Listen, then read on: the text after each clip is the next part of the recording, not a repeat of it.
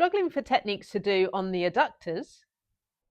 In 2 minutes, I'm going to show you the best methods for a complete treatment.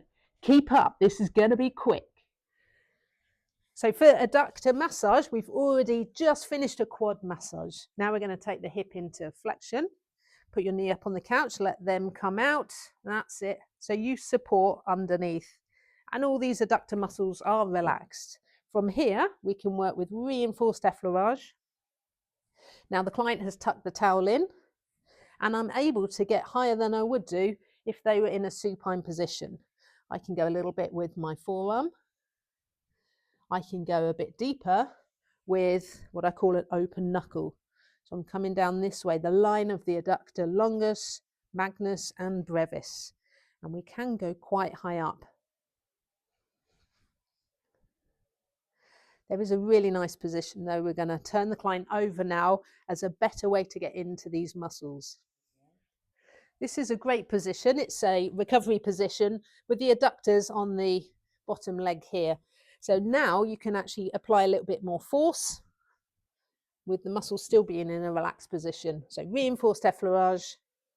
You can also go back to kneading.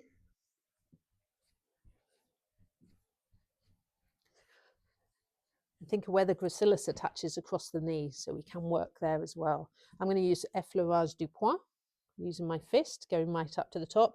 And I like this position as well, just because of the discretion with the top leg. So you do feel a bit safer working in this position. We can work with a forearm.